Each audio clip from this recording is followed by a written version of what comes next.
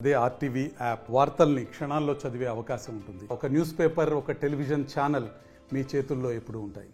Bharatiya Janata party అభ్యర్థిగా Palamuru parliament నుంచి పోటీ చేసినటువంటి నన్ను నరేంద్ర మోదీ గారి యొక్క ఆశీస్సులతో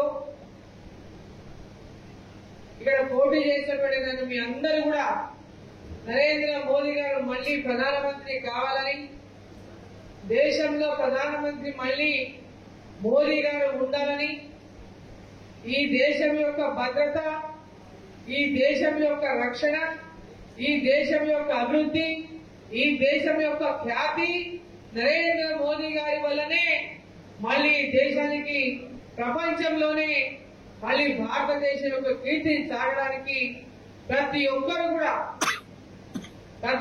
కూడా ఈ గెలుపు కోసం ఓటేసినటువంటి ప్రతి ఓటరు మహాశయులకు, ఈ యొక్క ఎన్నికల్లో గెలుపు కోసం కృషి చేసినటువంటి ప్రతి భారతీయ జనతా పార్టీ కార్యకర్తకు, నాయకులకు, అదేవిధంగా ఈ ఎన్నికల్లో భారతీయ జనతా పార్టీ గెలవాలని పార్టీలకు అతీతంగా పనిచేసినటువంటి అనేక మంది విద్యావంతులకు, అదేవిధంగా ఎన్నికల్లో భారతీయ జనతా పార్టీలో చేరినటువంటి చాలా మంది టీఆర్ఎస్ పార్టీ నుంచి చేరిన అందరు ముఖ్యులకు అందరికీ, వేదిక మీద ఉన్నవాళ్లు, లేనటువంటి వాళ్ళు, ప్రతి ఒక్కరికి కూడా, మీడియా మిత్రులకు అందరికీ కూడా శిరస్సు వంచిన ధన్యవాదాలు తెలియజేస్తాము. పాలమూరు పార్లమెంట్ ఎన్నిక ఏ విధంగా జరిగిందో మీ అందరూ చూసింది. ఇక్కడ ముఖ్యమంత్రి గారే స్వయంగా నేనే నిలబడ్డానటువంటి విధంగా ప్రచారం చేసింది. ఆయననే ఇక్కడ పోటీ చేస్తున్నట్టు ప్రచారం చేసిండ్రు ఇక్కడ ఉన్నటువంటి ముఖ్యమంత్రి రేవంత్ రెడ్డి గారు. ఈ ఎన్నికల్లో ఎట్టి పరిస్థితుల్లో కూడా అరుణమ్మ గెలవకూడదు, భారతీయ జనతా పార్టీ గెలవకూడదు అనేటటువంటి పెద్ద ఎత్తున వాళ్ళు చేయనటువంటి ప్రయత్నం లేదు. ప్రతి ప్రయత్నం చేసిండ్రు వాళ్ళు మనం ఓడగొట్టడానికి. ఇక్కడ ఉన్నటువంటి కార్యకర్తలు గాని, నాయకులు గాని ఏ ఒక్కరు కూడా వెనక్కి తగ్గకుండా అధికార పార్టీ ఎన్ని రకాల భయభ్రాంతులకు గురి చేసినా, ఏ రకమైనటువంటి ఫోన్లు చేసి బెదిరించినా, గ్రామాల్లో అనేక రకాలుగా ఇబ్బంది పెట్టడానికి ప్రయత్నం చేసినా, కొంతమంది వ్యాపారాలు వ్యాపార పరంగా కూడా బెదిరించినా, ఎవరిని ఏ రకమైనటువంటి బెదిరింపులకు గురి చేసినా ప్రతి ఒక్కరు కూడా ఒక కమిట్మెంట్ తో ధైర్యంగా మొక్కవనటువంటి ధైర్యంతో నిలబడి భారతీయ జనతా పార్టీని కమలం పువ్వు గుర్తు మీద ఓటేసి ఇక్కడ నుంచి పెద్ద ఎత్తున ఓట్లు ఇచ్చినటువంటి ప్రతి ఒక్కరికి కూడా ఈ సంగతి చెప్పినట్టు ఇక్కడ ముఖ్యమంత్రి గారికి, వారు అప్పుడు ఎమ్మెల్యేగా ఉన్నారు, ముఖ్యమంత్రి కాదు, రాష్ట్ర కాంగ్రెస్ పార్టీ అధ్యక్షులుగా ఉన్నారు. ఎమ్మెల్యేగా పోటీ చేసిండు. మల్కాజ్గిరిలో అంతకుముందు ఎంపీగా పోటీ చేసిన ఎంపీగా ఉన్నారు. ఆ తర్వాత మొన్న ఎన్నికల్లో, అసెంబ్లీ ఎన్నికల్లో ఇక్కడ శాసనసభ్యుడిగా మళ్లీ పోటీ చేసిండు రాష్ట్ర కాంగ్రెస్ పార్టీ అధ్యక్షుడిగా. ఆ రోజు ఎమ్మెల్యే ఎన్నికల్లో ఆయనకు వచ్చిన ఓట్లన్నీ 1,07,000 ఓట్లు వారికి వచ్చినాయి మొన్న ఎమ్మెల్యే ఎలక్షన్లలో. ఆ రోజు నేను ముఖ్యమంత్రి అవుతా అని చెప్పి వారు ఓటు అడిగి ఓటు వేయించుకుంటే 1,07,000 వచ్చినాయి.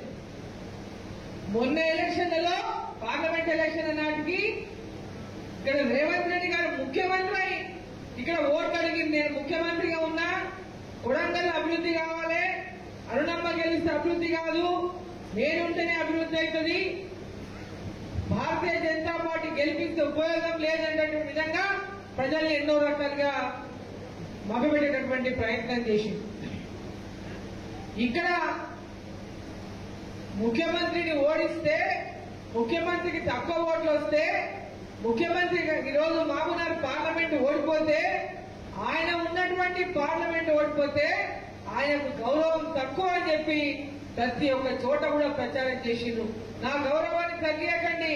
అనేక పాలమూరుకు మొట్టమొదటిసారిగా ముఖ్యమంత్రి పదవి ఎప్పుడో బుర్ల రామకృష్ణరావు గారి తర్వాత మనకి ఇప్పుడు అవకాశం వచ్చింది. ఇప్పుడు కనుక ఈ ఎన్నికల్లో నన్ను ఓడిస్తే మహబూబ్నగర్కి గౌరవం పోతున్న విధంగా మాట్లాడింది. ఆయన ఒక్కరిదే గౌరవం కాదు, పాలమూరు దేశంలో ప్రధానమంత్రి నరేంద్ర మోదీ గారు ఉన్నారు. ఇక్కడ పార్లమెంటు సీటు కూడా గెలిపిస్తే పాలమూరుకు గౌరవం దక్కుతుంది. భారతీయ జనతా పార్టీ నుంచి ఇక్కడి నుంచి కూడా పాలమూరు గొంతు పార్లమెంటులో వినిపించే అవకాశం కల్పించండి అంటే ప్రజలందరూ కూడా అవకాశాన్ని కల్పించి అభిమానించి ఆదరించిందో నరేంద్ర మోదీ గారి నాయకత్వంలో ఇక్కడ పార్లమెంటు సభ్యులుగా గెలవాలి. ఈరోజు 62,000 మనకు 63,000 వచ్చినాయి. అంతకుముందు తక్కువ ఓట్ల శాతం. పోయినసారి నేను పోటీ చేసినప్పుడు కూడా ఇక్కడ తక్కువ 40,000 చిల్లర వచ్చినాయి అన్నాడు. ఎమ్మెల్యే ఎలక్షన్లు వచ్చే వరకు ఎందుకు తక్కువ వస్తాయి అంటే మనం క్షేత్రస్థాయిలో బలంగా లేం కాబట్టి, గ్రామీణ ప్రాంతాల్లో భారతీయ జనతా పార్టీ బలంగా లేదు కాబట్టి, ఎప్పుడు ఇక్కడ అధికారంలో లేదు కాబట్టి, గతంలో ఎప్పుడు కూడా భారతీయ జనతా పార్టీ రాష్ట్రంలో అధికారంలో లేదు. స్థానిక సంస్థల ఎన్నికల్లో పెద్ద ఎత్తున మన వాళ్ళకి అవకాశాలు రాలేదు. రూలింగ్ పార్టీ ఎవరు రూలింగ్ లో ఉంటే వాళ్ళకే స్థానిక సంస్థల్లో ఓట్లేసి మా పని కాదేమో, మమ్మల్ని ఇబ్బందులు పెడతారేమో, మమ్మల్ని ఎంఆర్ఓ ఆఫీస్ లో ఇబ్బంది అవుతుంది, పోలీస్ స్టేషన్ లో ఇబ్బంది అవుతుంది, కాబట్టి ఎవరు రూలింగ్ లో ఉంటే వాళ్ళకే ఓట్లు అనేటటువంటి ఒక అలవాటు గ్రామాల్లో పడిపోయింది. ఆ యొక్క లక్ష్యంతోనే ఎవరు రూలింగ్ లో ఉంటే వాళ్ళకి ఓట్లు వేస్తారు. ఎవరు రూలింగ్ లో ఉంటే వాళ్ళకి మొన్నటిదాకా కేసీఆర్ మందకాలం కేసీఆర్ ఓట్లు వేసింది.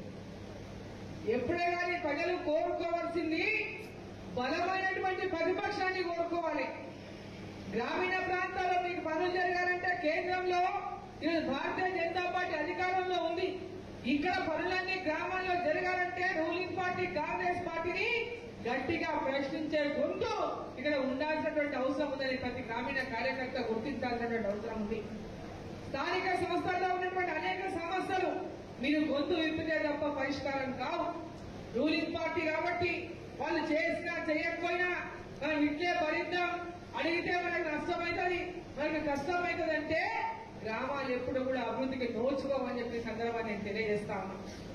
ఈ రోజు గ్రామీణ ప్రాంతాల్లో ఉన్నటువంటి ప్రతి గ్రామ పంచాయతీ కానీ, మండలం కానీ, జిల్లా పరిషత్ కానీ, మున్సిపాలిటీలు కానీ ప్రతి ఒక్కటి కూడా రేపు రాబోయేటటువంటి ఎన్నికల్లో భారతీయ జనతా పార్టీ కార్యకర్తలు క్షేత్రస్థాయిలో గట్టిగా ప్రజలకు విశ్వాసం కలిగించే విధంగా నరేంద్ర మోదీ గారి యొక్క పథకాలు, కేంద్ర ప్రభుత్వ పథకాలు ప్రతి ఒక్కరికి తెలియజేస్తూ గ్రామ గ్రామాన ఇంటింటికి తెలియజేసి ఆ పథకాల పట్ల అవగాహన కలిగించి ఆ పథకాలను అందజేసేటువంటి ప్రయత్నాన్ని మన కార్యకర్తలు భుజానెత్తుకొని గ్రామాల్లో పార్టీని బలోపేతం చేయాలని చెప్పి సందర్భంగా నేను కోరుతా ఉన్నా.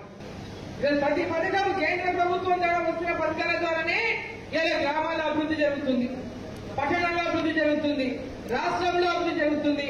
మరి అన్ని అంశాలపైన ఆగా ఉన్న ప్రతి కార్యకర్త మనం సైలెంట్ గా ఉంటే, ప్రజల్లోకి వెళ్ళకపోతే ఎవరు జరుపుకుంటే వాళ్ళు చేసినట్టుగానే భావిస్తారు. కాబట్టి మన ప్రతి కార్యక్రమాన్ని, ప్రతి పథకాన్ని ప్రజల్లోకి తీసుకెళ్లే విధంగా ప్రతి కార్యకర్త గ్రామాల్లో పనిచేయాల్సినటువంటి అవసరం ఉందని చెప్పి సందర్భాన్ని నేను తెలియజేస్తా ఉన్నా. బూత్ కమిటీలు కానీ, మండల కమిటీలు కానీ, ఏ మండలంలో ఆ మండలంలో గ్రామాల్లో ఉన్నటువంటి మన పార్టీ కార్యకర్తలు కేంద్ర ప్రభుత్వ పథకాలన్నింటినీ కూడా ప్రజల్లోకి తీసుకెళ్లాలని చెప్పి సందర్భంగా నేను కోరుతా ఉన్నా. ఈ రోజు అభివృద్ధి విషయానికి వస్తే ఇక్కడ ముఖ్యమంత్రి గారు ఉన్నారు జిల్లాలో. రాజకీయాలు అయిపోయి మనకు మొన్నటి ఎన్నికలతోన రాజకీయాలు ఎవరు గెలవాలన్నా ప్రజలు గెలిపించిండ్రు, ఎవరు ఉండాలనో వాళ్ళు నిర్ణయం చేసిండ్రు. ఈ రోజు అధికారంలో రూలింగ్ లో ఇక్కడ అధికారంలో కాంగ్రెస్ పార్టీ ఉంది, కేంద్రంలో ఎన్డీఏ ప్రభుత్వం నరేంద్ర మోదీ గారు ప్రధానమంత్రిగా ఉన్నారు. ఇక్కడ మనం పార్లమెంట్ మనల్ని గెలిపించిండ్రు. మరి ఈరోజు అభివృద్ధి విషయానికి వస్తే నరేంద్ర మోదీ గారు కేంద్రం ద్వారా ఇవ్వాల్సిన నిధులన్నింటినీ కూడా ఈ రాష్ట్ర ప్రభుత్వానికి ఇక్కడ కాంగ్రెస్ పార్టీ ఉందని చెప్పి పక్కన పెట్టరు. ఈరోజు ఎక్కడ ఏ రాష్ట్రంలో ఏ పార్టీ అధికారంలో ఉన్నా దేశంలో ఉన్నటువంటి అన్ని ప్రాంతాలను అభివృద్ధి చేయాలి, వాళ్ళ అవసరాల యొక్క వారి దృష్టికి తీసుకెళ్తే ఆ యొక్క అవసరాలను, ఆ యొక్క అభివృద్ధిని అందజేసినటువంటి విధంగా నరేంద్ర మోదీ గారు పనిచేసిండ్రు. రేపు రాబోయే కాలంలో కూడా మనకు పనిచేస్తారు తెలంగాణ అభివృద్ధి కోసం. తెలంగాణ అప్పుల కూపంలో కూరుకోపోయి ఉంది.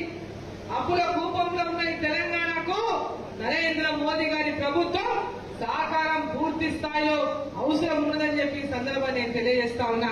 ఇప్పటికే ముఖ్యమంత్రి గారు నరేంద్ర మోదీ గారు అనేక సార్లు కలిసిండ్రు, కేంద్ర మంత్రులను కలుస్తా ఉన్నారు. ఈ రాష్ట్రంలో అభివృద్ధి కోసం నిధులు కావాలని చెప్పి కోరుతా ఉన్నారు.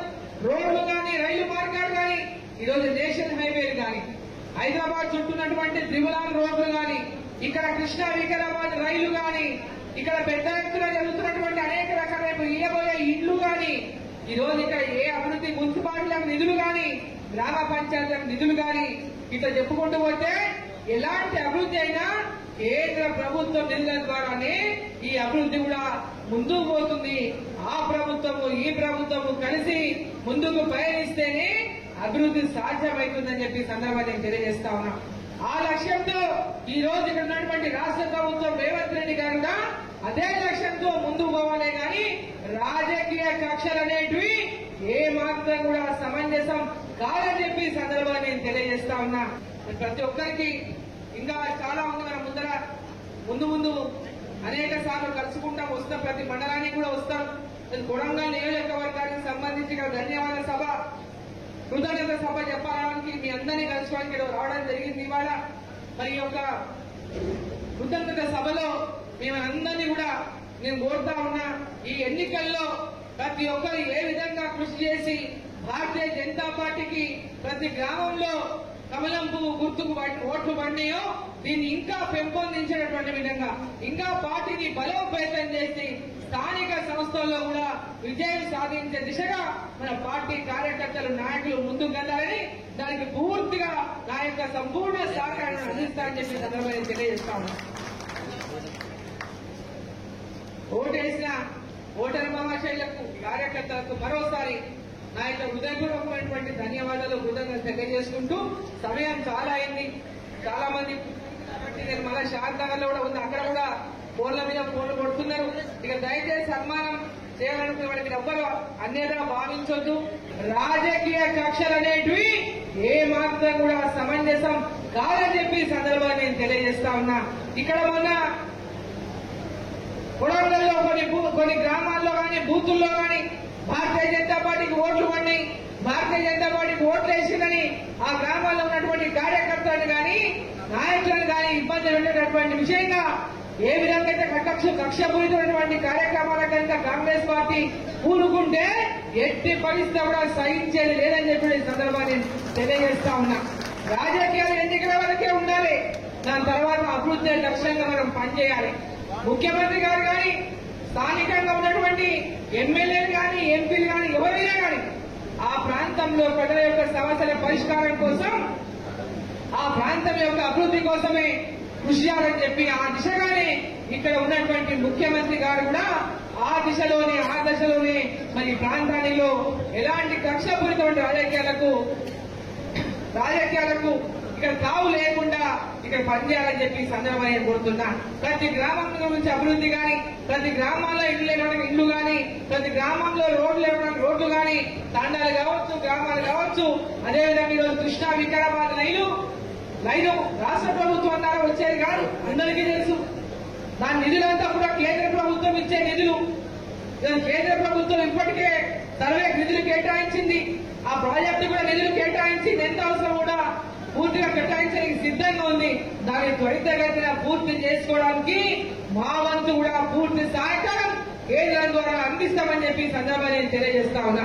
కృష్ణా వికారాబాద్ లైన్ పూర్తి చేయడానికి మా వంతు కేంద్ర ప్రభుత్వం ద్వారా, నరేంద్ర మోదీ గారి ప్రభుత్వం ద్వారా దాన్ని త్వరగా పూర్తి చేసే విధంగా మా శాయశక్తుల కృషి చేస్తానికి రాష్ట్ర ప్రభుత్వం కూడా పూర్తి స్థాయిలో ఇక్కడ కోఆపరేట్ చేయాల్సినటువంటి అవసరం ఉందని చెప్పి నేను తెలియజేస్తా ఉన్నా.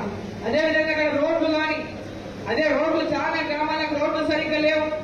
ఈ పార్లమెంటులోనే కాకుండా కొడంగల్లో కూడా చాలా వెనుకబడినటువంటి ప్రాంతాల్లో రోడ్ల సమస్యలు ఉన్నాయి. ఈ యొక్క మహబూబ్ నగర్ పార్లమెంటు నియోజకవర్గం పూర్తిగా ఏ గ్రామానికి వెళ్ళినా, ఎక్కడికి వెళ్ళినా రోడ్ల సౌకర్యాలు లేవు, తండాలకు లేవు, గ్రామాలకు లేవు.